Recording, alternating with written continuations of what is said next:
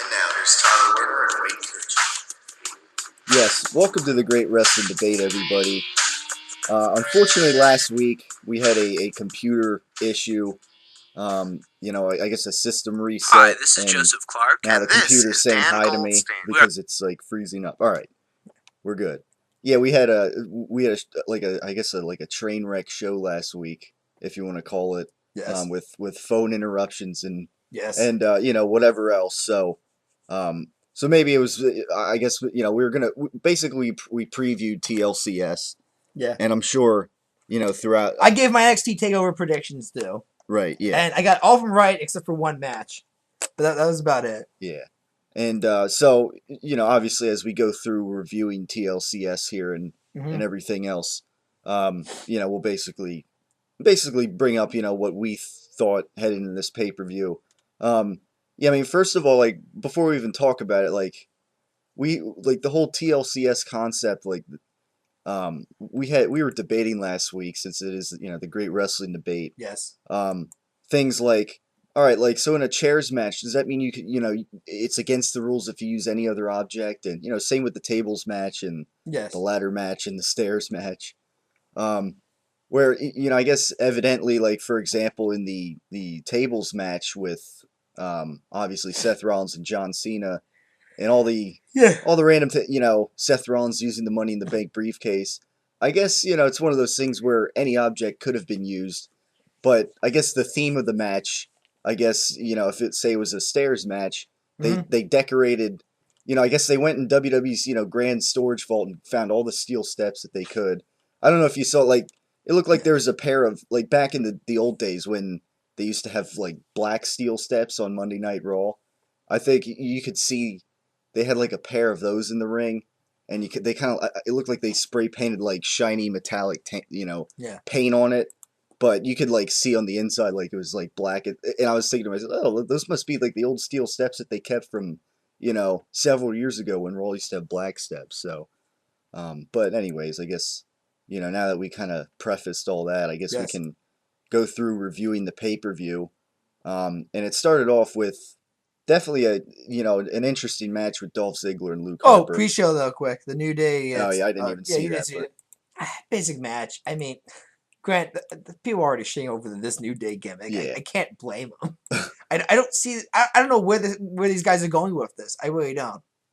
All I know is they beat Stardust and Goldust again. Yeah. And they did so on Raw, which once again proves kind of a point of how useless this same pre-show pay-per-view matches can be if you can just watch Raw the next night and all of a sudden here's a rematch of right, yeah, they do that. I don't know why they like even Rollins and Cena gave a rematch for Raw, and it's just like which I didn't even see, by the way. So now I won't have much input on. I won't have much input on that. So, but no, it drives me crazy. Where it's like you want these matches to seem unique, you keep these people far away from each other the next night and all that.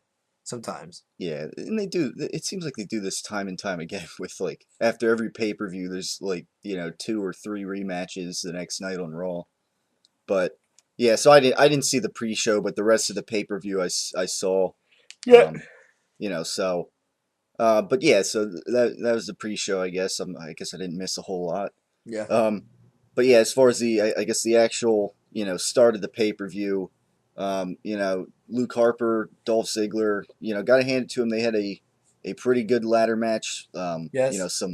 Some big bumps that they took. Some blood. Some real. There was some people got busted open the hard way. Yeah, definitely Dolph Ziggler and some real blood here. Harper kind of busted his arm open a little bit. Yeah. Especially when he took like that one nasty ladder. Looks like it came right directly down on the ladder on his arm. Yeah. So, but yeah, and I mean, now we predicted too that Luke Harper was going to retain the title. Yes. If there's one thing I guess to be critical of here, it's like why are we like tossing around the Intercontinental Championship so much? I would have thought, again, I think I said last week, even though nobody heard it because unfortunately we had that malfunction. But I said, last week, let's see him. Maybe they give Luke Harper a good reign here with the title. And, it seems like right away is no, we'll put it back on Dolph Ziggler. And after Dolph Ziggler, being a star at Survivor Series, now it's like, Yeah. he's Intercontinental Champion again. It's like it doesn't look like any main event build or anything Yeah. for him. So it's Well, you Ziggler know did go straight to his Twitter feed after the match and said, like, look, I'm going to do anything in my power to make this belt as relevant as it can be and that. yeah So he's pretty much saying, his tweet pretty much was saying like, I'm going to continue to bust my ass off for this company here just to make any, not just me look good, but anybody who's, the belt look good because the title's good. That makes the champion look good. right And the person who wins the belt then look good. But also, make himself look good and make any talent around, because he kind of was taking at Luke Harper for a hell of a ladder match pretty much on Twitter now, which once again, yeah there is a small problem with social media right. when it comes to these guys breaking It kayfabe with each other. blurs the Yeah, lines. blurs the line a bit too much. What's supposed to be, oh, these guys hate each other. It's like, oh, well, one of them congratulates the other on his Twitter account, though. Yeah.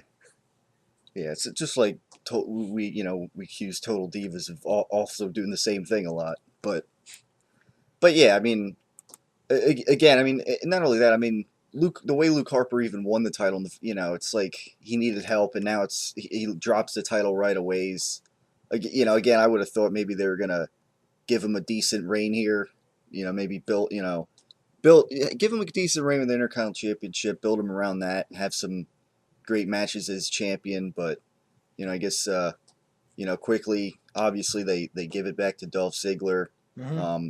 But yeah, both guys did look really good in this match at least, and it was a great way to start off the pay-per-view, Yes. I guess. So definitely one of the better matches of the night. I actually would say it's the best match. It may have been, yeah. I mean, I mean, it was definitely, I guess right with Bray Wyatt and Dean Ambrose, which that might have took it if it wasn't maybe for the yeah. finish, maybe. But we'll get to that. Yeah, we'll get to that. Now after that, since they have like so many matches here, Yes.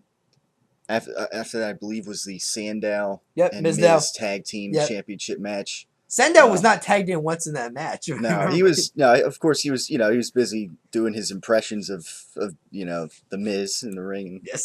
Everything. The classic. The LOL moment of the year, I guess, is last week in the. I guess if that's if you call that a moment, but yeah, that's so yeah, and I mean it was like a kind of like a DQ finish as well. Yes. They retained the titles, which I mean we said which would make sense because yeah. it looks like they're trying to really get this whole Naomi right. Integrating into this feud Yeah. here pretty much, which is fine as long as there's like a reason why these guys are fighting each other, not just two random teams put together because they're just the only two teams left really. Yeah. And so I'm glad at least they're trying to make a story out of a tag team feud finally. Yeah. Yeah, I mean we said that they would win, but I guess in this day and age, I mean retain the titles by disqualifying yourself and win sometimes I guess just go hand in hand, but yeah, I would think they're not going to lose the tag team championships anytime soon, so that was pretty predictable there. And then after that, I believe they had the stairs match with Big Show. Yeah, which I'm still and debating on Eric whether this was the worst match of the night or if the chairs match with Ryback and Kane was the worst match of the night. Yeah, I mean, this was one of the lesser matches, Yes. obviously, between the others. I mean, once again, I mean, these two guys clearly were trying to bust their asses off. Yeah, in this I mean, match they were. here. Yeah. They tried to take as much bumps as the. I mean, even Big Show at his age taking some of the bumps he took in this match here. I mean, Yeah. But it's not a match concept that's going to work, and I hope that the company realized that after this one match and said we can't do a second stairs match here. We got to kill this one right after one match, pretty much. That's what I hope somebody saw this and we just realized, oh, this just is not a great concept for a match. Yeah, I mean, and again, it's like they threw all these steel steps in the ring. I guess they went in the vault, which weigh over 1,000 pounds. You listen to Michael Cole here, and you have Luke Harper, Eric Rowan, like throwing them over the ring ropes and that, like they're nothing. Putting one on the table, and Michael Cole telling JBL to move it off the table or whatever. Yeah. Yeah, I mean, and again, it just goes back to the whole thing. Like, somebody could easily maybe go get another weapon too if they wanted to, but I don't know. I guess the theme of it is that we're going to throw all these steel steps around the ring and everything, So Rowan loses the match pretty much. Yeah, which we kind of called as He even well. loses on Monday too. So which makes you wonder if what I pretty much figured to begin with was just Rowan just was not going anywhere. He's the odd man out right now. The Wyatt Well, family. he's very limited what he can do in the ring. He wasn't the strongest ring guy of the group. And, full harbor in this too here. These guys right now have not been allowed to cut promos. Yeah, pretty much. They've been pretty much held to one word syllables. I get they're supposed to be these backwards rednecks kind of. Yeah. That probably do not master the English, language that much. Even though Eric Rowan, how many times during the Team Cena feud was spotted backstage with a freaking Rubik's Cube trying to figure out how it works in that. I mean, I honestly, when I saw him, I remember when I saw him with the Rubik's Cube, I thought it would be hilarious if he comes up and he says, and he shows somebody he's completed the Rubik's Cube. Yeah. Kind of show that I'm actually a smart person. I just have like a speech impediment, maybe something like that.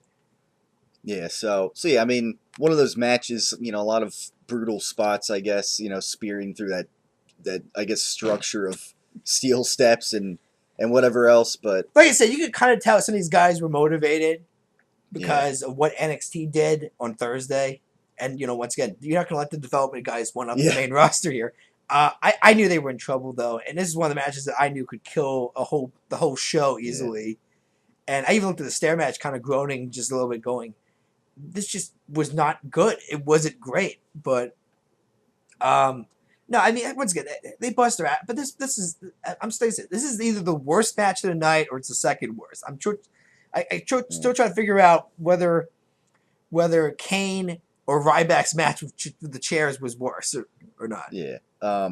Now before that match, I believe we had the Divas. Did we have the Divas match before that? Or what? Maybe it was after. I'm not sure. No. I believe maybe it was. No. I believe. Well, actually, no. Next was Rollins Cena. They were the fourth match in the card. That's right.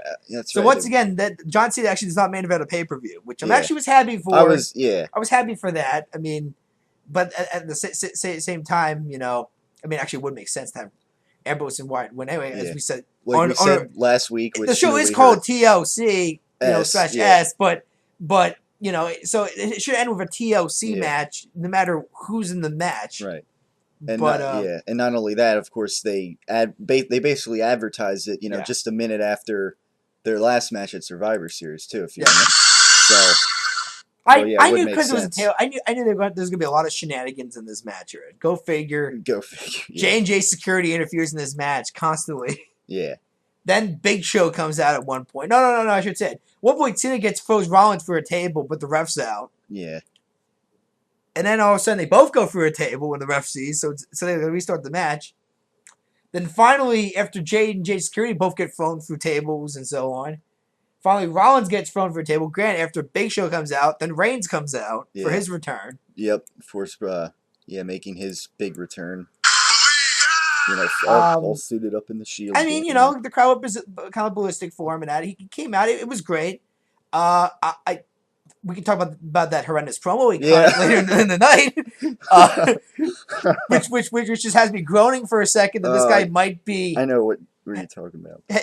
This guy might be heading to the main event of WrestleMania, and even with the weeks off and this quote unquote acting coach, it still looks like he's still making some stumbles in these promos here. But no, I mean, it was honestly, I knew Cena was going to win. I figured there was going to be shenanigans definitely happening.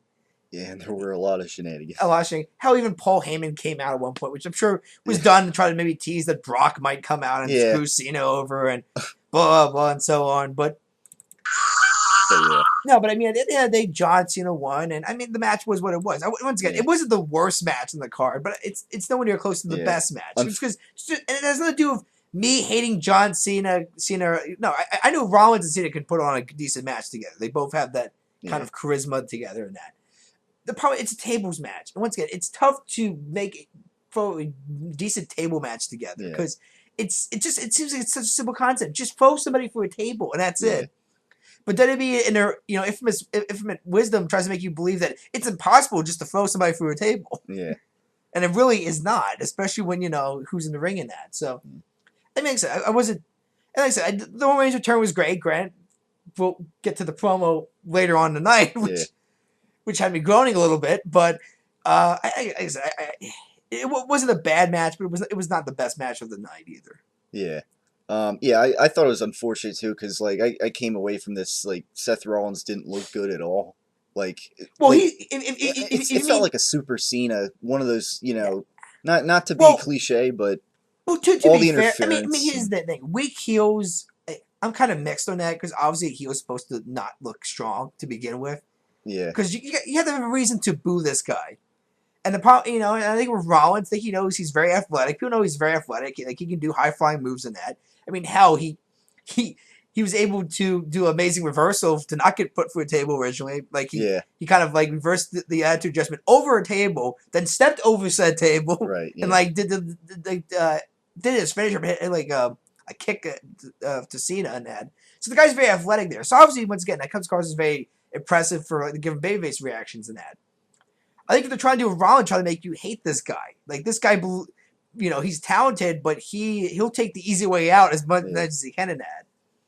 So I mean, and once again, I think even on Monday Night Raw, I think they did a decent job showing you how Rollins is such a great heel, kind of more. yeah, I think so. I get your point, Tyler. How Rollins, yeah, it looks pathetic that even with the 3-on-1 gang up on Cena, granted, you could say Roman Reigns did come down to help Cena at the end yeah. too. At the end, yeah, I mean, hell, he did Superman punch Rollins, which ended Cena attitude adjusting for a yeah. table. So Which makes it sense wasn't like because Cena won, clean either. I mean, yeah, Rollins kind of helped him too, grant to even the odds out. But no, I can see a point there, but I also know that look, the job of a heel is not to look really as strong as a baby face because you're supposed to have sympathy towards the baby face yeah, for a match now. And granted, it's hard to do for Cena because he's kind of gotten stale over the yeah, years and that in some fans' eyes and that. So you have always people when you always have an opponent get cheered by half of the crowd usually whenever there's a match with Cena now. yeah, So it's hard for that opponent who's supposed to be this bad guy trying to make Cena look like the ultimate babyface in that. So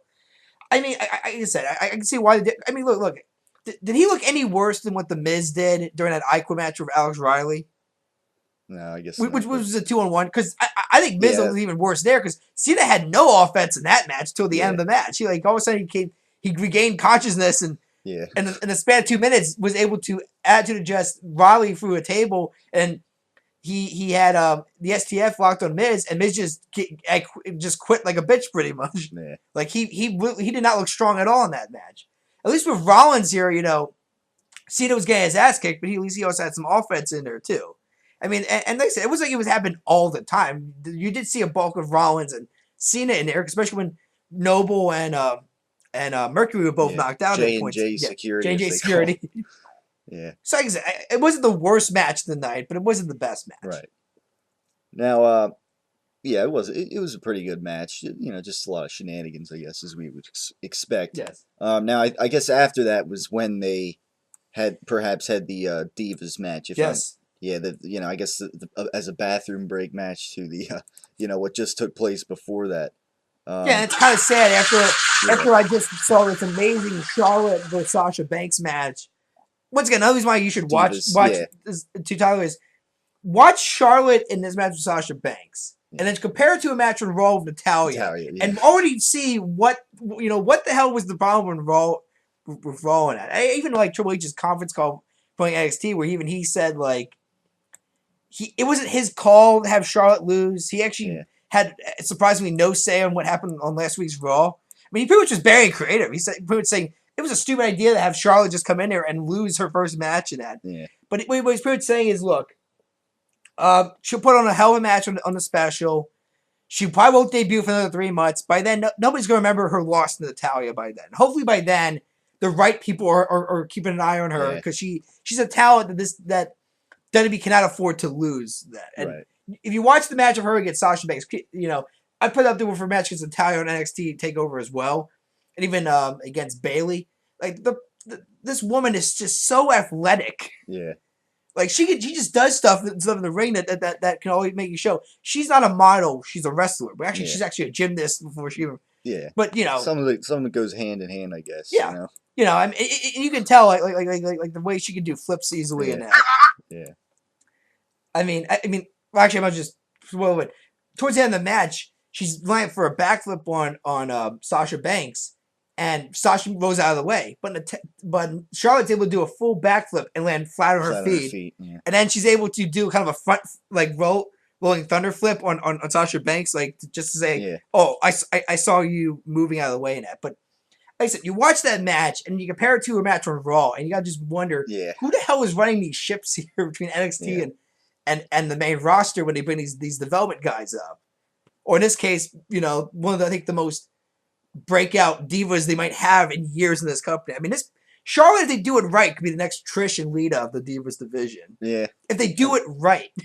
Yeah. So I mean, but no. So obviously you watch that, and then you watch AJ and Nikki. Once again, probably were trying their best to make this great. But and that's another problem too. You want to make these people take these people serious here. You gotta give them more time than less than 10 minutes. Yeah, we continue to say that. It's tough to tell a great story for a feud if you barely have time to digest what you're watching right now. Yeah. And, I mean, look, the fact that AJ once again looks pretty bad in defeat, I think almost guarantees she's leaving this company sooner than later. I did not spot her on Raw. Granted, she might be selling the effects of the match. Because she did get sprayed with a chemical in her eye, so... I could see that happening yet, but then again, maybe that they just decided to have her leave and not even bring up the fact that she left. I read something about that last night about how that could have been bad for the eyes, obviously, and she could have lost. So it just goes to makes you wonder, like CM Punk, what's this with all the heat with it that I get. Well, maybe not heat, but I wonder if he even still watches her wrestle now, because he's got even. If she's on her way out, I don't even know why even bother watching her, because you got to know in your head she's not going to be looking great leaving the company. Maybe. I don't know. I mean, I remember the Punk podcast a couple weeks ago with Cole Cabana. I remember he did say that he does tune in to watch her wrestle, and I guess maybe that was basically it. Yeah. So because he's a supporting husband trying to support her wife and her career. And so on. And he knows what blocks, he knows what blocks of the program that she's going to be. Yeah, she's going to be on and so on. So I mean, he knows how that whole thing works. Yeah. So yeah, but I wonder if he was watching that. Well, I mean, obviously he knows what happened, and with all that happened with Punk. But so anyways, moving on from that, we got the Roman Reigns promo. I was going to say, we got go straight to Roman Reigns promo. Yeah. So. Yeah, I mean, what was the word he was declare? Yeah, that's what it was. Well, let's start with a lot of things wrong with this promo that they cut. First of all, the awkward pauses in this promo. Yeah, there's one big one after he screws up the word declare. Yeah, declare. You know what I mean? After he does that, he kind of pauses a very long time, and someone actually brought up about how you can kind of hear briefly someone backstage say trying to feed him his next line. Because it's clear he's forgotten his line. Or they script the line because he says I will be the first person to declare. What did he say? Did he say the gay or something? No. He said declare, but he kind of stuttered because he kind of did. So he said, "I'm going to be the first." He said person to declare. To declare. Yeah. Yeah, it was something like that. I can't. It's hard to do an impression. At the first Royal, no. At this year's Royal Rumble match, which already made me scratch my head there, because I thought that's how those two were supposed to go together.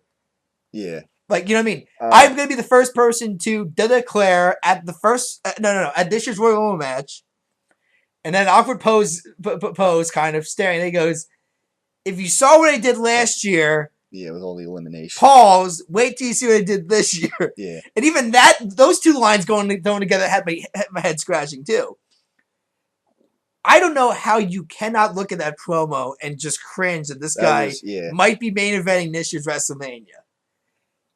I mean, look, has promos always been Roman's strong suit? No, but he's cutting better promos than this. I know that for a fact.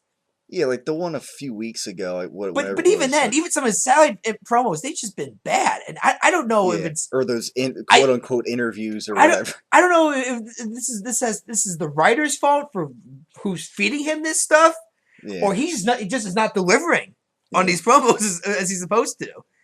I mean, and, you know, the fact that he did have this awkward pose made me think that he knew he screwed up the line. B, he was a deer in the headlights. Yeah.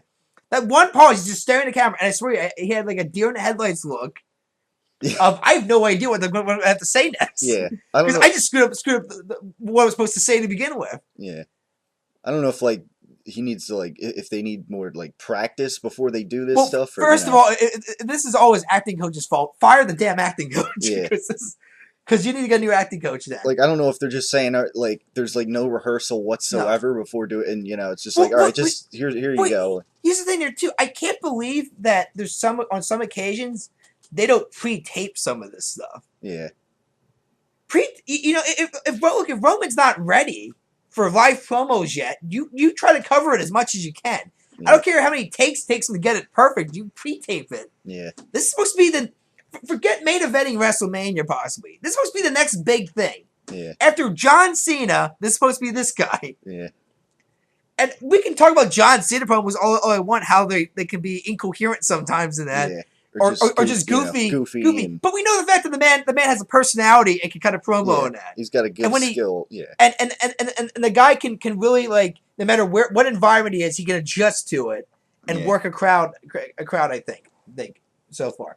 Keep in mind, he's gone stale. There needs to be a new person on top. But the fact that this is the guy here that's supposed to be, we're supposed to look at as an audience as the next big thing, quote unquote. Not to steal Brock Lesnar's slogan, even though I would not be surprised if when those two supposedly might be the Mania, that's going to be the logo there. But that might be, you know, Roman saying, I'm going to be the next big thing in that. Yeah. You know, Brock, you were the next big thing at one point, but I'm the next big thing. And maybe he would go as far as saying, and like you, I won't walk away like a bitch when travel gets hard in that or something like that. Yeah. You know, but it's just, I'm watching this promo and I'm just, I groaned. Yeah. And I kind of liked it better on Raw. You didn't see on Raw, but I will see it then. But pretty much he comes out, he beats a Fandango. Or like whatever, pretty much, you know. The new and improved or whatever. Yeah. So already that gimmick's dead before it even started, really. So the new and improved Fandango is just the same person, just without his catchy theme music now. Yeah. So the guy's dead. He'll be featured in Endeavor probably sooner than later, if I had to make a prediction. Big Show comes out, and Roman just because originally Roman grabs the mic after he does this. I already am groaning because I'm like, oh god, we're gonna listen to an in-ring promo from this guy after what I just saw last night. Yeah. Thankfully, Big Show's music hit. And I'm thinking, okay, Big Show has the mic. Maybe at least Big Show, who I know can cut a decent promo once in a while. I know the problem with him now pretty much is just that it's the same old heel turn. It's the same. It's repetitive. It's just too repetitive. We've heard the same thing over and over again. But pretty much Roman just says, "Show, you ever think about getting in this ring? You'll be sorry." It's just a quick sentence, a very quick sentence, and someone just summed it up. I think where if WWE's smart, Roman just needs to be this soft-spoken guy, pretty much. Yeah. But then again, I don't know if they want them to be that because that's not that. But that's a cool character. That doesn't exactly scream company guy because he's got to go out and do interviews with people, actual people here. Now, granted, hopefully by then he can be his actual self and maybe he can be able to express. Not reading lines. Not reading lines in that. So maybe those memorizing. So maybe he'll do better. Knows that, but still, he's got to go out and cut a promo still for matches because you got to cut a decent promo to hype a matchup. But like I said, I'm just looking at this. I'm just going. It would not shock me if this guy's a bust just because of his promo work. Yeah. And the fact that this company just feels like they're just feeding him to the lions out there. Yeah. And you know what I mean? And like I said, after Roman, I really am not nervous based on who they have in development coming up, who can cut promos. Yeah. Again, they also have more experience than Roman does, probably altogether as far as in-ring work goes, being on the independent circuit for so many years. Because when Roman didn't go for the independent circuit like Dean or Seth did to get to where they at, he was pretty much, you know, a next-gen guy who failed as an NFL player and got opportunity to work development to hone his skills. And they were able to just fit him into the Shield, which was able to make him look very viable then. Yeah, and he didn't have to rely on his mic. I'm not going to lie, Tyler, if he debuted not the Shield, I think he would have been a dead end for him pretty much. I cannot see this guy without without all the Shield gimmick and everything. yeah, like, without looking strong in he wouldn't be a as team. like He would just start like a sore thumb as once again maybe like a Mason Ryan, just this yeah, big like guy coming with out almost no personality. coming out in regular attire and Yeah, everything. which if you watch his NXT matches, you can tell he just came out like regular like rain trunks. Right? Yeah, yeah, And once again, just look like a generic big guy yeah. in that. So yeah, don't get me wrong, the gear he has now makes him stand out. And Right. actually, notice that he even has like logos now. Yeah, he had like a little bit clearly, of like silver. So clearly, the merchandise sales are starting. They want to start selling some Looked merch. like he had some silver trim on the vest, this time. Yeah, but there's even a logo now, which is Yeah. put on T-shirts now. So obviously, they're selling I merchandise. actually, I actually yesterday I was at the gym. There was somebody wearing a 1 versus All Roman Reigns T-shirt. Yeah. So I guess maybe he's selling a little bit of merchandise. Maybe. I mean, like I said, the only thing good for this guy right now is I'm glad the reactions have not calmed down. I'm glad he still kind of gets like decent pops when he comes out. Right. Yeah. So he still has his support here, but the Achilles heel. That Achilles heel, those promos, but yeah. It was better on Raw, but then it was only one sentence he had to say. Yeah. And it's like I said, maybe less is more for him, but at the same time, I don't know how that can work as a company guy, as the face of the company here. Keep in mind, that means Roman's gonna be plastered on stuff everywhere when he goes in that. So we'll see. But I just remember watching that promo on TLC, just groaning, saying, "Oh God, this guy's gonna be main eventing Mania this year." Yeah, it goes back to this. Like, I wonder if maybe they should let him like be a little more looser with these guys in their promos and say like, all right, here's the point you got to get to it like your own way. Yeah. I don't know. Maybe be a little more personal about how you like word your phrase everything, and I don't know, because like when you feel it more. I mean, I don't know, because I don't I'm not a wrestler that cuts promos or anything. No. But I would imagine like like John Cena, like you see him he can just kind of say he can turn it his own way or whatever you want to call it. Well, the best example of Cena was during that whole Ascension ceremony with Orton. Yeah, the crowd hijacked the ceremony. Yeah. I mean, you could tell Orton was pissed off. Like, he was trying to stick to the script, but you could just tell he was pissed off. The fact that no one gave two shits about this match coming up. John Cena knew this. He heard the crowd, and what did he do? He brought Daniel Bryan over here. That was not part of the script. Yeah. And he winged it. Yeah. And it actually got the crowd kind of back into this segment at the end of that. So, once again, John can look at a crowd reaction on occasions, and I think can build it and take advantage of said reactions and make a segment better than what it originally was in that. So, I mean, once again, this is coming from a guy that I think hates this guy's guts, because not the person, but the character. The fact that it's just gotten so stale, and I think that he's done nothing to reinvent himself or change himself. Yeah. I mean, you've been in the company as long as he has. I'm surprised he's never looked at Undertaker and say, how do you change up a bit to stay relevant? Yeah. Because imagine if Taker just did the same look every single time he came back as the Dead Man gimmick. Would he have also gotten booze and probably got stale chance because he never updated his gimmick, never changed with the times? Yeah. Yeah. I mean, that's kind of on the company too. Well, yeah, exactly. But I mean, the bottom line, the point is that like Cena has a skill regardless of how bad or goofy the gimmick is or whatever. But he has a skill. I mean, like I said, I'm not saying John Cena should turn heel. That's the big Yeah. No, but I think even I think maybe change the way he looks a little bit. Yeah. And no, I'm not talking about let's bring out a different colored T-shirt and hat this time, because that's not really changing. That's just it's the same attire at the end of the day. It's a T-shirt, it's a cap, it's jean shorts. Yeah. And I guess what Nike pumps is what he comes out to. Yeah, whatever he wears. It's not wrestling boots. I can tell you that it's not wrestling boots. Yeah, but yeah, like I said, and like you see it with like movies too. Like certain characters, or well, I guess like actors, they have a script, but they like do their own spin on it. And exactly. It's like one of those like I guess it's like between the writer and the character, like you gotta come to a consensus in there. Well, I mean, obviously the writer wants it to be said this way, and the director wants it to be the scene done this way. Yeah.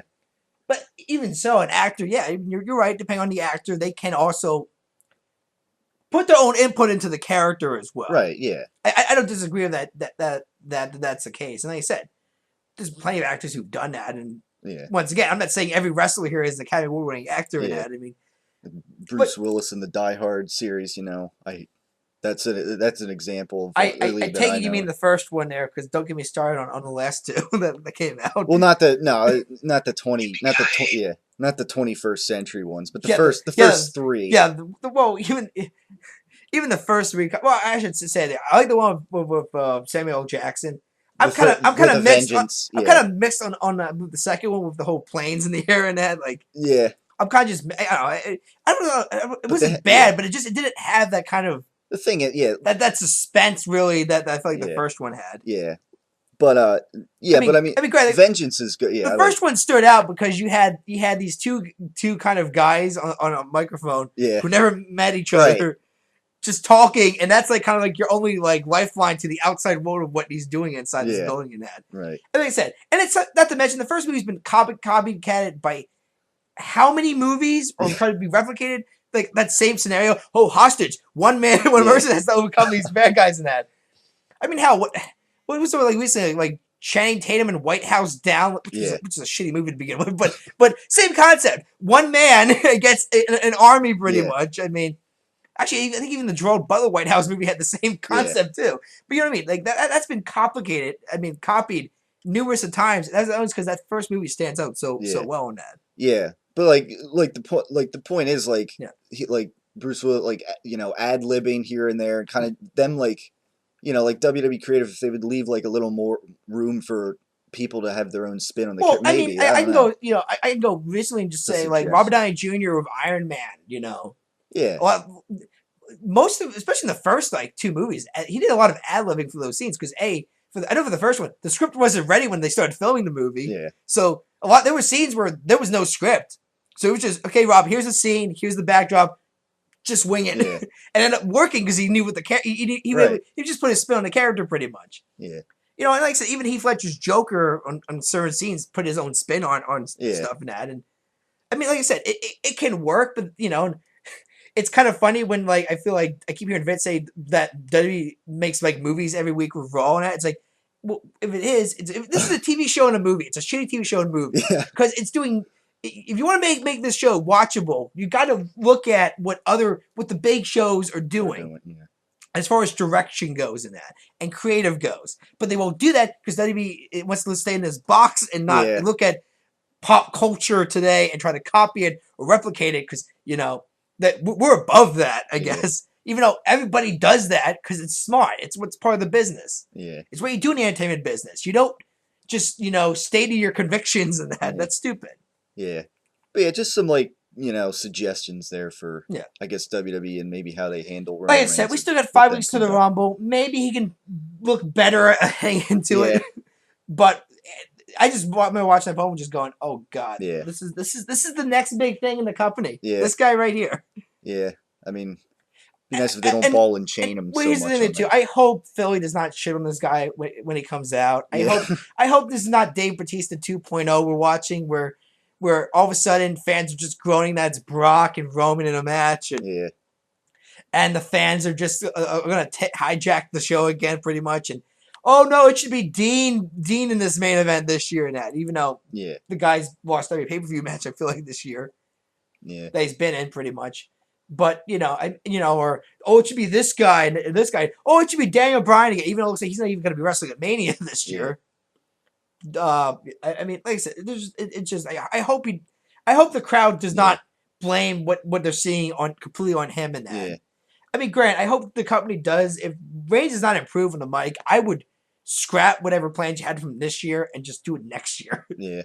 Or maybe just wait till SummerSlam. When you say make sure of the year, it's not like winning there will not deteriorate what you still plan for Reigns. I'm just saying, don't rush this guy because he might fail miserably then. Yeah. Yeah, so that's that, and Dean Ambrose, I would say was like a good example of, I would imagine like a guy who probably does have like his kind of puts his own spin, and they let him put his own spin. I could imagine. Yeah, but there's a lot of that old unstable kind of. But then also at the same time, there I think he gets fed stuff. Yeah, he probably does. I mean, like I said, at the end of the day, if you get fed a turd, you can try to polish that thing up as much as you want. It's still a turd. Yeah. So. But yeah, so anyways, that was the I mean, it Roman makes it the Reigns best promo. example. I think was the dummy skit.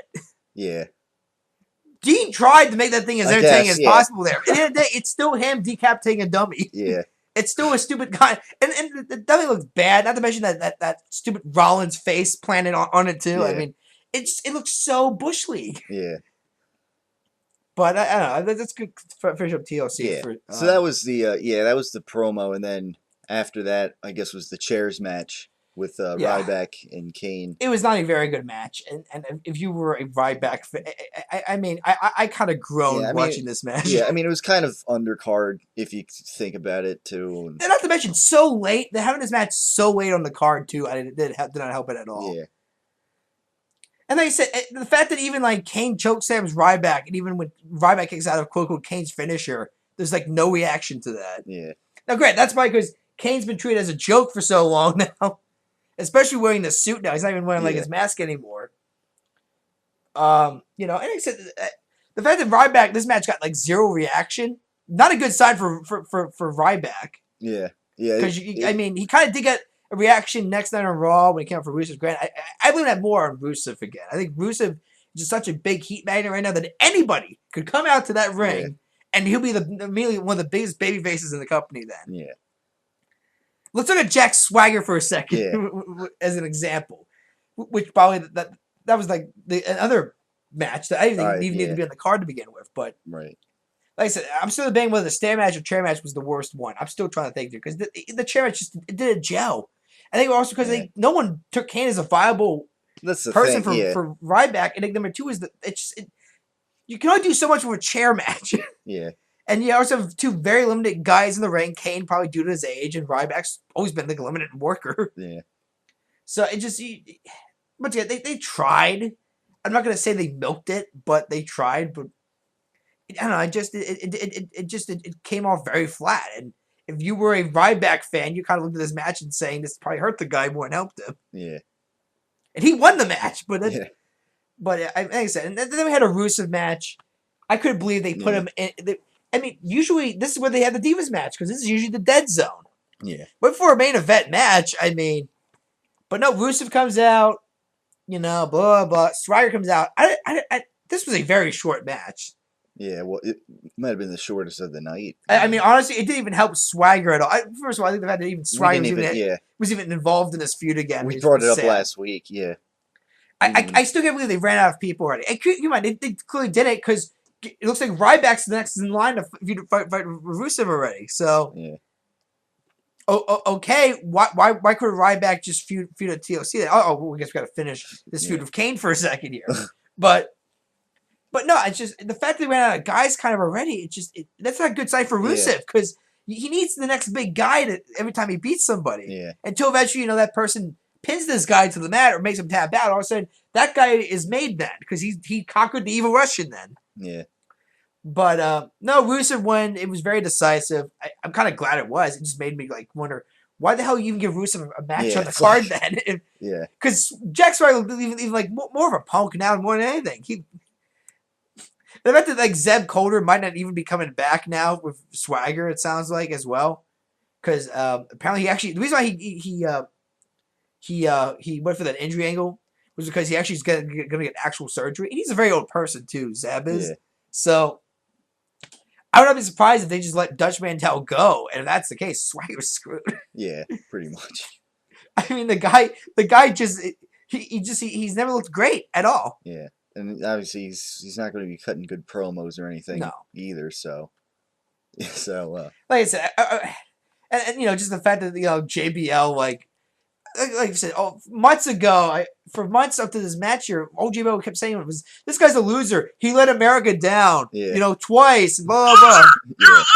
And all of a sudden, I remember the Raw before the TLC, it's like, he could be a legitimate threat to Rusev. It's like, so how do you go from loser the past 2 months to legitimate threat in a week? Yeah. And then back to being a loser. Yeah. Someone said it best. They want to show how much Swagger's a loser is we should just support Swagger for letting the country down too many times. Yeah. So anyway, that match ended. Then we had the TLC match, which I was glad they had this match went on last. Bray Wyatt and Dean Ambrose, they clearly were busting their asses off. Yeah, They tearing the house down. they both knew that this was a huge opportunity. The fact that they went on last, I they mean, got the main event spot. doesn't matter what pay-per-view it is. Doesn't matter if it's a B one or a main one. If you go on last, you better take advantage of that because that is your main event. Like I said, the match was great until the ending. Yeah, the ending was a bit.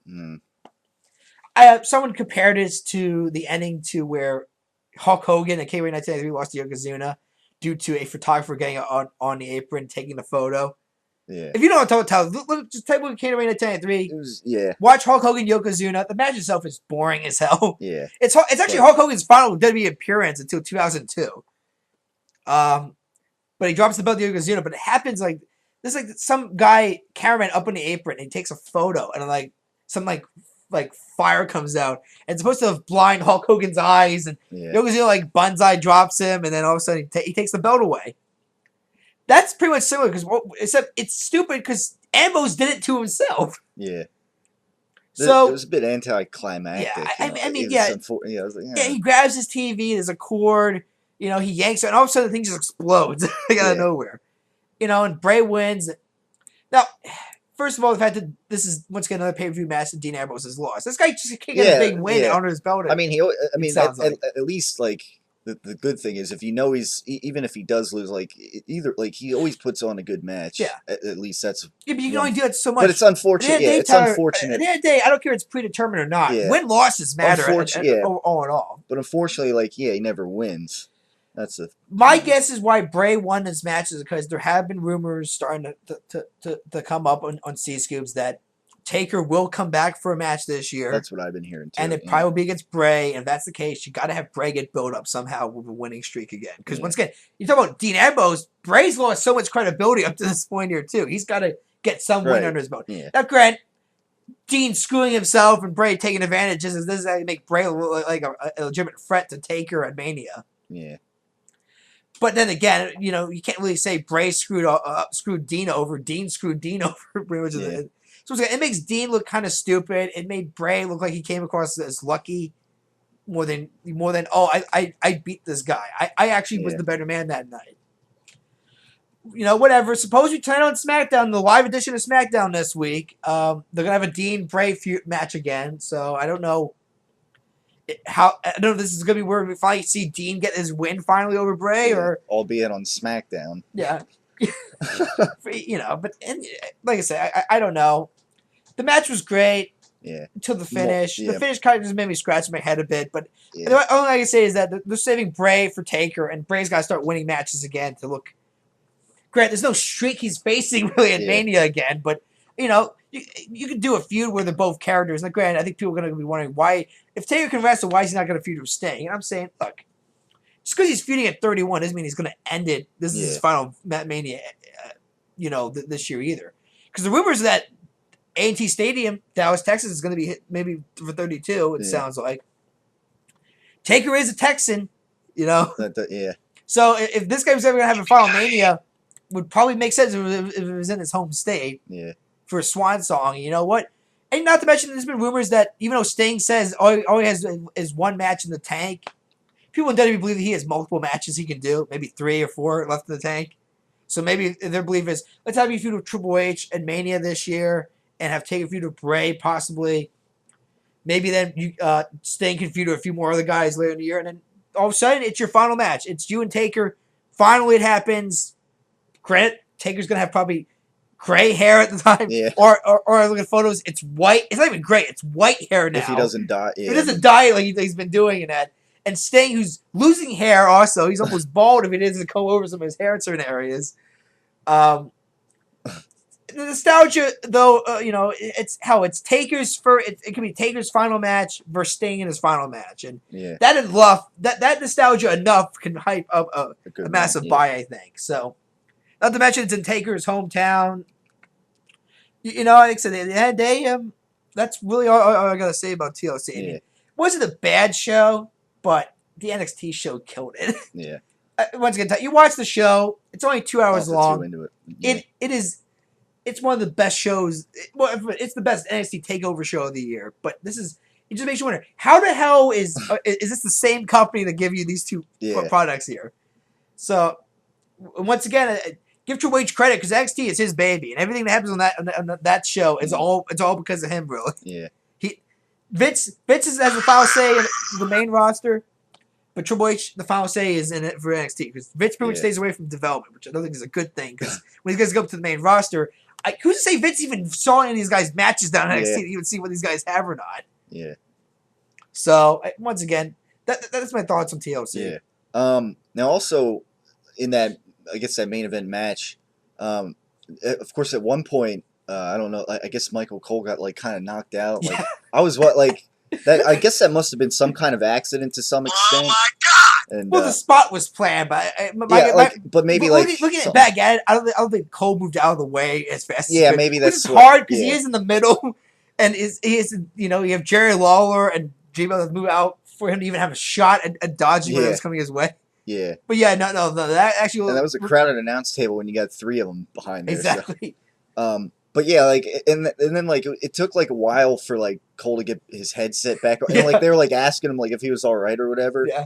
And like I was like JBL. waiting. It took him a while to get his headset back. Yeah, like he was like kind of watching. He was like watching Cole there, like if it was all right. Yeah. Yeah, and for a second, like I'm wondering if he was all right because he wasn't getting up, and then like I was waiting for like Cole to get back on his headset and say, "All right, I'm all right, guys," but he kind of just like gets back on his headset and just like and Ambrose back in the ring now, and it's it's just like suddenly like he's all professional. He's doing his job. He's got to keep following the match. Like there was like a long gap of time there where Cole. Yeah, I know. And then like suddenly, I'm like, is Cole knocked out? Yeah, he does like there's no like I'm all right, guys. I'm all right. Yeah, I'm all right, King and Cole. Thanks. I mean, granted, it wasn't like the Jerry heart attack. Yeah, because that was just creepy. There watching Cole like kind of say Jerry for his, and all of a sudden you see like heavy breathing on Jerry's end, and all of a sudden the commentary just goes dead. Then and all of a sudden you see fans just standing up and just looking like over at the commentary table. Yeah, and all of a sudden it's just like, what the hell is going on?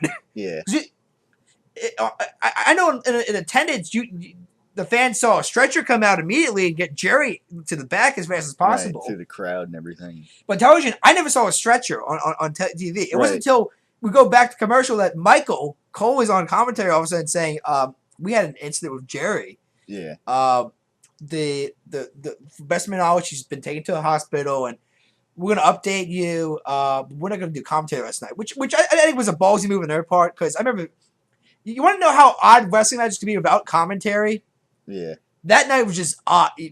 Right. When you're watching all the rest of the matches and even segments towards the end, and there's no giggling, there's no laughs, you don't hear any audio besides the wrestlers in the ring really, and it just felt odd in that. But even like kind of say like Cole, who at the time was still doing kind of his heel gimmick, right, getting like old teary eyed, like he almost just saw like a man die right next to him, kind of like it was just creepy. Like it was almost up there with Jim Ross having to tell people that Owen Hart died on pay-per-view, really. I mean, which is, once again, you want to... Vince McMahon, talent, and Chris Benoit and that incident. Well, that was even more awkward because that was done from an empty arena, too. Like, that was even weird. And it's like I said, that whole event is even still weird to that day, just because... because when I said when I remember watching that special, no one had any idea what the hell happened with the. All we knew is that he was dead, his wife was dead, and his son was dead. But now look at the story. It's just, I mean, that whole special just is creepy as hell now. Yeah, it's crazy. I mean, but you know what I mean? I mean, yeah. I mean, like I said, there's been some crazy moments like that in wrestling. But no, I never felt that when I did hear Cole for a while. I just felt like because I said worst case scenario, the guy has a concussion. That's the worst case scenario. Yeah.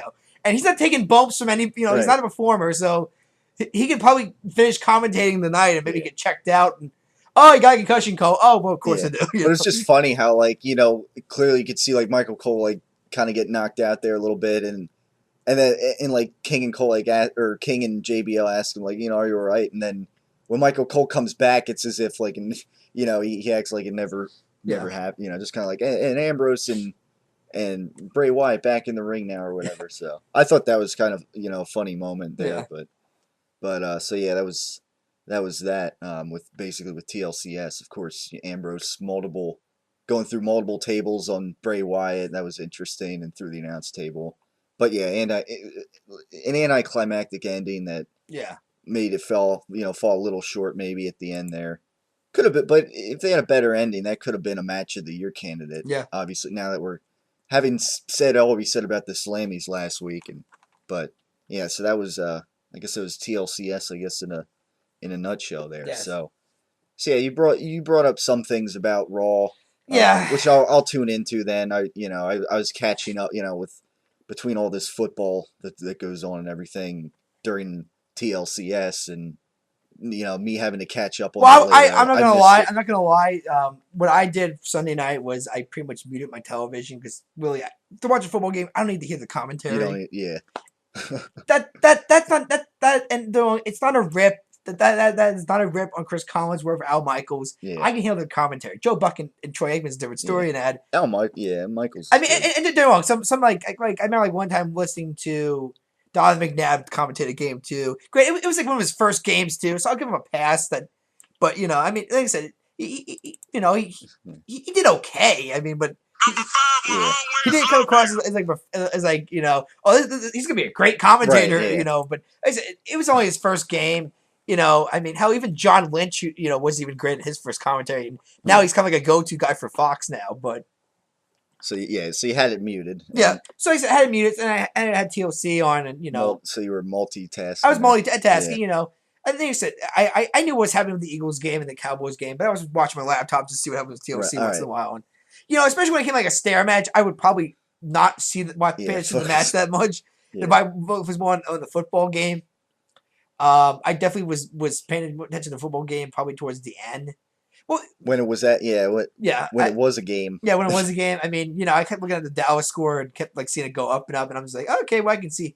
I can see this is gonna be a long night in Philadelphia, and then all of a sudden go back to my laptop and say, okay, well this match is coming up next. I'll tune in for this and that and so on. Yeah. And like I said, for me, and even then, I mean, once TLC was over, I just shut down my laptop and I think I had like still a full quarter to watch it, commentary on, and by then I didn't really miss anything. Yeah. I mean, the game was still close. Granted, Dallas, at that point, I think started kind of pulled away at that point and took a comfortable lead, but. No, I mean that's what I did. Yeah, basically all this YouTube channel's about right there. The Eagles get, and then at the same time TLCS. Yeah. WWE. So that was that was an interesting. I know plenty of people who multitask when they want to watch something. Fans, yeah. I mean, like Bill Fike, like my buddy would play like on occasion, he has like two TVs in his room, so he would play PlayStation with us on GTA 5. While at the same time watching, South Park on TV, yeah. And then maybe listening on his iPhone some music. So he's watching two things, but listening to a third item too. Yeah. So and yet he can still say, "Oh yeah, we got to get to this objective and this is the mission here." So like I said, some people can do that, some people can't. I can kind of do that. So I do that with Raw sometimes. Like I'll be doing schoolwork or I'll be. Yeah. I'll be playing a video game and Raw's going on on my if I'm watching on YouTube on the laptop. But normally football, I normally concentrate. I feel like I kind of should, and it's for football. For me, it's hard to multitask if it's an Eagles game. If it's another game, maybe I'll. I mean, I could pretty much watch the game and kind of can still spot. Yeah. Okay, well that's a problem. Okay, plays, well that guy needs to do better than I. I mean, like I said, I mean, so for me, I can do that, but I can understand why some people can't do that. So I guess basically, with Raw last night, I guess were you multitask? I mean, no, I mean, was it I didn't care about the Saints or Bears game. Period. I mean, occasionally I would check, and once the Saints of the game went, I didn't care. Yeah, the Bears season was over. Even the Saints lost. It was like they were out of the South race. Just meant that and even then they still got to beat Atlanta, and still hope Carolina can lose this one more time this year yet. So I mean, it's still a long way to go for that team. And like I said, I don't know what to think of the Saints so much this year, except that they still somehow might make the playoffs this year. So I don't know. Raw came out. Jericho was hyped up as the GM this year. Raw was Jericho. I mean, Rollins came out. They like the fact. Well, I should say Paul Heyman came out first, and they kind of did like a whole bit there. Rollins came out then. Pretty much said how he got screwed. Yeah. He ended up putting John through a table, and an official didn't see it, spotted it, and blah, blah, blah, and so on. Then John Cena came out, and that's a big John Cena Seth Rollins steel cage match later in the evening. Jericho and Paul Heyman kind of had like a fun exchange, kind of, which led to eventually a Paul Heyman versus Jericho match, which Paul Heyman did not look thrilled to be in. Yeah. I also was kind of groaning a bit about that too, because I'm like, well, Brock's not advertised for this show. I mean, he was at one point, then they pulled his name out. Yeah. And there were some people saying, okay, well, this would be a perfect opportunity for Brock to come back and beat up Jericho and help Paul out here. But suppose it's going to be an app match. You can choose between a street fight, no holds barred, extreme rules. I don't know how the hell all three of those matches are not the same thing, but yeah, it's one of those. That's one of those. Again, that's one why these app votes can be stupid. Last sometimes. week, yeah, I just think somebody owes us said an that explanation. before That's all. TLCS last week. Yeah. But like I said, so that happened. There was a massive NXT chant that broke up at one point. They've been doing a New Day match too, because first I think fans the show was in Detroit, Michigan, I believe. Raw. I don't think the fans in Detroit were liking this New Day gimmick. Yeah. I can understand why. Like I said, I don't know where.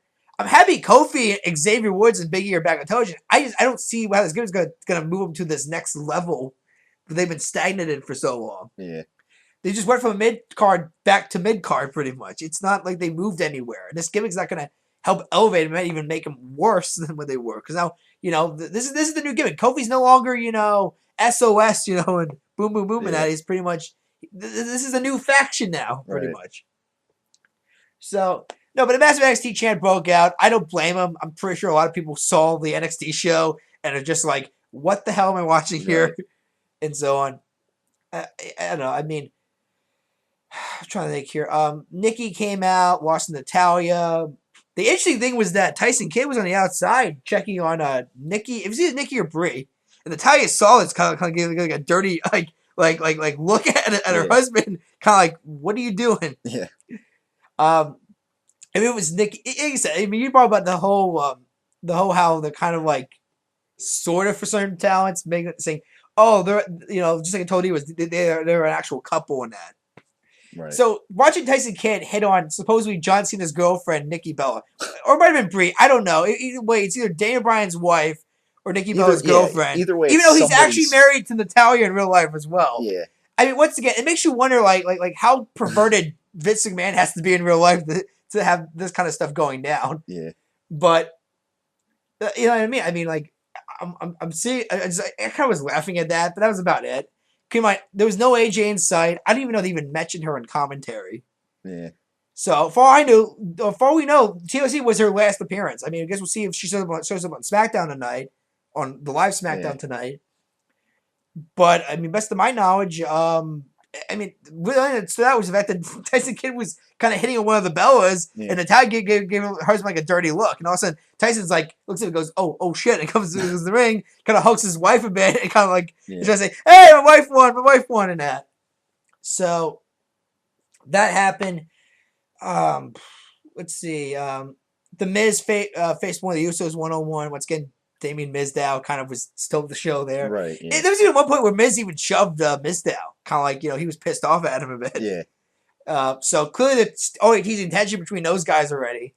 Like I said, even later tonight, Naomi kind of was, once again, Miz was kind of, I would say hitting on Naomi, but kind of like still saying, hey, my agent, blah, blah, you help me out, I'll help you out. You scratch my back, I'll scratch your back. Kind of deal. I said that wasn't too bad. By early in the night, Big Show, Eric Rowan beat Harper and Ziggler. Ziggler took a beating in this match here, but he didn't look as bad as Rowan did, who just once again got just knocked out by Big Show again. Demolished. I brought that Fandango came out, Reigns came out, just destroyed him. Yeah. Which means that Fandango, clearly the new and improved Fandango, still is the old Fandango, just with a shitty entrance music now. Big Show came out, which makes me wonder if this is probably gonna be your final two in the Rumble maybe this year. Maybe Reigns like body slams Big Show out of the ring, kind of like Cesaro did in that one battle royal, just to try to test the strength valve, kind of. Yeah, who knows? I mean, but no, Reigns just said one sentence, and Big Show came down. Reigns kind of knocked out, punched him. Show kind of sold it. He kind of also kind of walked it off as well. So like I said, it was short, quick, painless. It was not as like the TLC promo of Reigns. Let's see. Paul Heyman came out. Jericho. Paul obviously is not a wrestler. He knows Jericho could beat him in a match. He I don't know, they kind of plug in with the fact that, Jericho worked for ECW at one point, and, they like to mess around with Paul a bit with the whole how, oh man, my check bounced, in the company and that so many times. And so Paul Heyman has a checkbook come out, and he kind of like writes the check, and it's kind of going to give it to Jericho. And Jericho kind of just like throws the check away, kind of. Anyway, my Cole gives a commentary like, oh, he's writing a check. Oh, how much you want to bet that check's going to bounce? And then goes to the bank or something like that. Anyway, Paul finally says, like, oh, fine. But you know what? You're not going to deal with me. You're going to be dealing with, Brock Lesnar. And all of a sudden, my eyes kind of bulge open a bit. And all of a sudden, sure enough, Brock's theme plays. And here comes Brock Lesnar. Looks like he's still in tip-top shape. Right, yeah. Quick as hell. And even with Jericho, he even showed his quickness even more impressive there. Kind of walks around the ring, circles Jericho a bit. Gets in. Kind of throws Jericho down. Jericho goes to the code breaker, and immediately Lesnar kind of just throws him to the mat, kind of. Yeah. Like, it looks like Jericho almost connects with the code breaker, but you actually see Brock kind of block it, but they just block it, kind of like throws him to the mat. And almost just like that, immediately picks him up, F5s him. Like, just the it's not rocket science. The transition from him reversing Jericho's finisher to him saying the F5 was very impressive, I thought. We got to eventually that steel cage match between Rollins and Cena. Of course, once again, a lot of shenanigans from J&J Security. Yeah. The one thing I kind of laughed is the fact that once again, John Cena had to adjust an opponent off the top rope again, and the way Cole is hyping it up, like kind of like losing his shit, kind of going unbelievable, like that's amazing. It's like, how many times have you seen Cena do this to opponents? Yeah. It's like it's really not that unique anymore. I mean. Yeah, it's still it's a rough spot. Yeah, it's a little more devastating. It's still it's still a rough bump to take. I don't think anybody wants to take that bump occasionally, because maybe John Cena F's up one time and all of a sudden the guy falls right on his head, then maybe going down. That's not gonna hurt. That's just hurt. That guy gonna have a broken neck then. But it's just the fact that like Cole was like losing his shit over this attitude adjustment. I mean, like seriously, Tom, watch. Hopefully, you can see the commentary for this match here. He loses his shit. I don't know what I'm saying. It's like he kind of marks out to this. I'm just like watching going, how long have you been working here? He does this almost occasionally in a lot of matches. Yeah. So anyway, they're both knocked out. All of a sudden, Brock Lesnar's music hits. He just walks to the steel cage. Starts hitting a bunch of Germans to Cena. I think he even F5s him. And then he starts teasing Seth Rollins a bit. Because, he hasn't forgotten about that curb stomp. Right, yeah. And all of a sudden, Paul Heyman comes up to Seth, offers a handshake, and they shake hands kind of, and Cole's kind of like, what? Are these guys working together now? And so on. So all of a sudden, Brock leaves, stares down. Seth kind of stares at Cena for a moment. Cena kind of starts to move a little bit.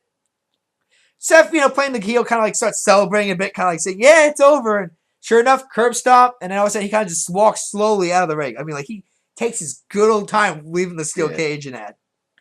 Like, he leaves through the door. He doesn't just jump out. He takes a step. He walks around the steel steps, and there's like a small, like 1 and 2. Yeah. All of a sudden, you can kind of like JJ Security saying, one more step, and you got the match then. So, the storyline was pretty much, hey, Brock, whatever it is, or maybe Paul Heyman, they've forgiven Seth for the curb stomp. Yeah. But Brock kind of was showing Cena, hey, I might have been gone for a while, but I'm still this bad guy, this tough opponent here. You better not be overlooking me again. Yeah. Just because I've been gone for a while.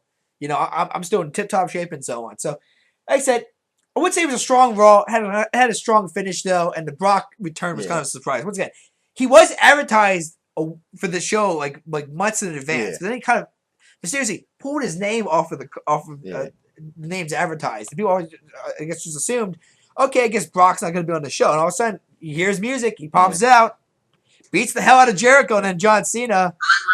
And that's it. Brock's back. Yeah. So we got 5 weeks to Rumble now to see how Brock, Cena, but they're saying 3. I think this is like their 6th time facing each other in their career. But we'll see what happens. Yeah, yeah. So yeah, you got that. You got Brock Lesnar returning that, and of course Roman Reigns now back. See how that shapes up. Good on the road to the Royal Rumble. Good to have a couple big names back Of and course, see how things go the Royal down. Rumble usually means start of WrestleMania, so we should start seeing not just the Rumble card shape up, but maybe some potential Yeah, Mania matches start shaping up at yeah, this point too. yeah. I also heard last night. I think it was from RingsideNews.com or something Yeah. that there's they're not totally sure yet if Brock's going to go back to UFC. There might be like a bidding war in that. Suppose Sheamus could actually be due for a push from something well, I'm what gathering. supposedly happened because C-Scoop's reporting this too was supposedly that Brock's merchandise sales they've been told not to Yeah, print any new merchandise for him. yeah, Which usually, keep in mind, that's I think that they're just playing safe.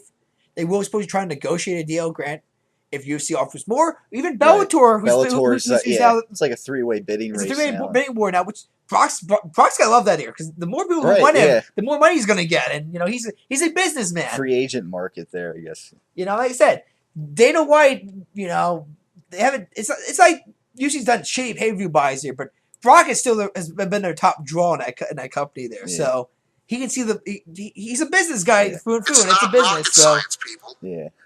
I said Brock signing is going to be a big deal. Keep in mind, he did dominate for a while in his division, so we'll see what happens. I kind of hope he doesn't go to the Bellator. Granted, if he goes to Bellator, we can see him kind of free on Spike TV then. Yeah. So as opposed to pay-per-view, but I don't know. I'd look at Bellator. It comes across kind of goofy compared to UFC. Granted, it is different from UFC, and that's kind of what MMA approach needs to be. And it is better competition for UFC than, let's say, WWE and TNA and that are. Yeah. So, competition's good in the MMA world. I mean, which wrestling had the same kind of competition, but, like I said, I heard about that. Yeah, and I heard Sheamus, but like I said, I know people are going to groan at Sheamus again, but look, the guy's just, he Maybe if he turns heel again, I mean. well, that's I'm looking at it too. It's like, okay, if Brock's gone, we have a big heel void to fill now. Yeah. I mean, really besides Rollins and Bray Wyatt, I don't know who else you got on the heel side that can produce. They're gonna be a heat magnet for a baby. Once again, that's the problem with Roman Reigns a bit. Like, okay, he beats Brock, he dethrones the Beast. Yeah. Who does he have next to face? Right. Yeah. Okay, Rollins. Okay, that can work for a couple of months. Yeah.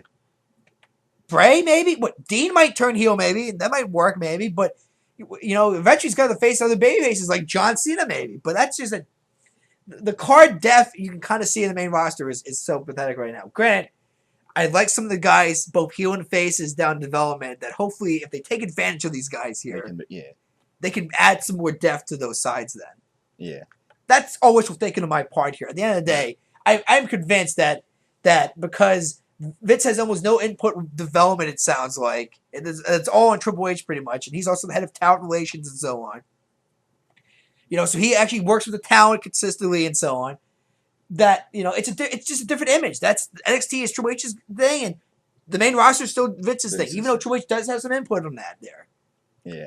But like I said, I don't want to say Triple H is bad at his job. No. I mean, yeah, I kind of shitted on him a bit with Punk deal, because at the end of the day, I think Triple H hates Punk, so therefore he was not going to help Punk any way, shape, or form. There's still politics in this industry here. Yeah. But I do like a Sami Zayn, a Kevin Owens, and a deal with Tommy, a Finn Balor, and a AJ Neville, because all in my mind are Triple H guys. Triple H likes all five of these individuals here. Hell, he's taking selfies with these guys crying out loud on his Twitter account and that. I mean, he's worked with these guys here, so. You know what? If these guys are buddies with Triple H, hand the main roster, they might be more protected than, let's say, a Bo Dallas, Adam Rose have been. Yeah. Because these are guys that actually have worked with the man down at NXT. They actually know the man.